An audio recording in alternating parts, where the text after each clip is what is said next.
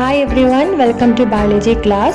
Today I am going to read the notes for chapter 1, Life's Mysteries in Little Chambers.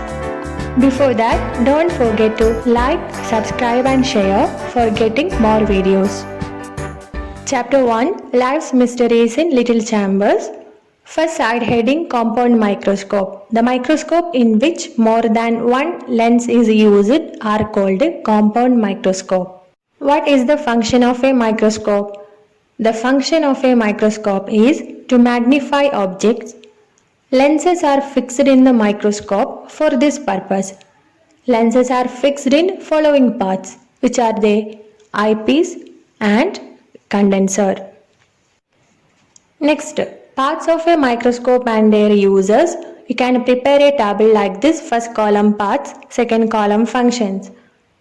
First one, eyepiece for observing the material, knob to focus the material, objective lens to magnify the material, stage and clip to keep the material to be observed, condenser to focus light, diaphragm to regulate the intensity of light, mirror to reflect sunlight and artificial light.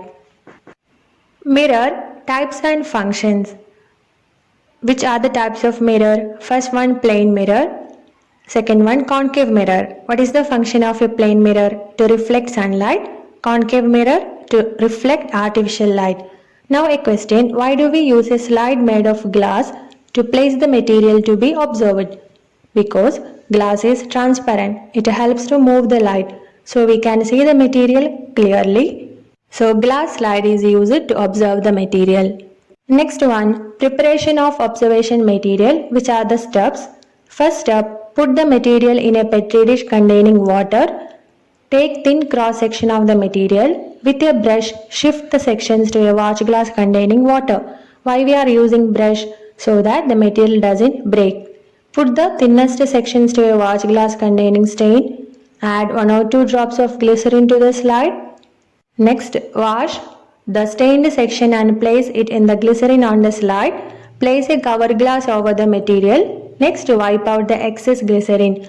After doing all these steps, we can observe the material under microscope. A question, why do we put the material in water and glycerin? That is to prevent dehydration or drying up of the material. If the material is dry, we cannot see the material clearly. One more question, why do we use stain?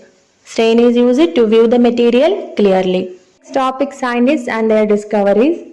You can prepare a table like this which include 3 boxes. First box you can write name, second box year and third box discovery. First, Robert Hooke in 1665 discovered cell. Robert Brown in 1831 discovered nucleus. M.J. Schleiden in 1838 discovered plant cell. Theodore Schwann in 1839 discovered animal cell. Rudolf Virchow in 1858 discovered the fact that new cells are formed from pre-existing cells or old cells. Next, one of the important topic, cell theory. It was proposed by M.J. Schleiden and Theodore Schwann. So which are the points of cell theory? The body of all organism is made up of cell. Cells are the structural and functional unit of organisms. What are the functions of cell? Resist foreign particles, release energy from nutrients, synthesize biomolecules. Resist means prevent, okay. Foreign particles can be germs, dust particles, etc. Next topic, parts that are seen both in plant cell and animal cell. They are, first one, protoplasm and cytoplasm, cell membrane, nucleus, endoplasmic reticulum, ribosome, mitochondria, Golgi complex. And which are the parts that are seen only in plant cell?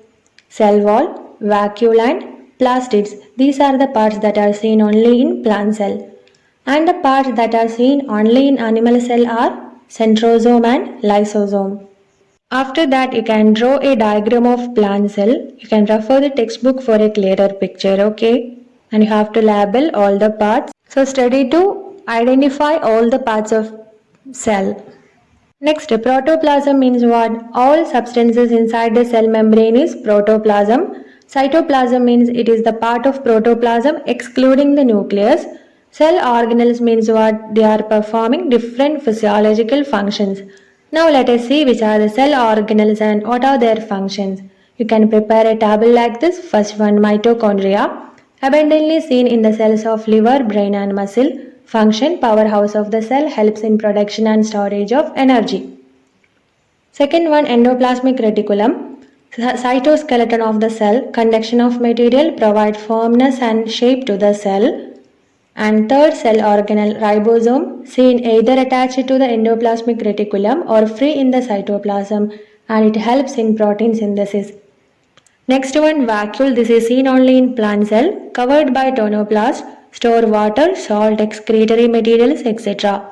Golgi complex, seen plenty in glandular cell, collect enzyme, hormones, mucus, etc. Except vacuole, all other cell organelles are seen both in plant cell and animal cell. So you can study all the features. Okay, vacuole is seen only in plant cell. Next one, plastids. Plastids are the cell organelles seen only in plant cell. They are seen only in plant cell.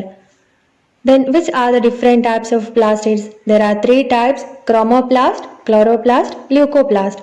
Chromoplast give color to the flower and fruits.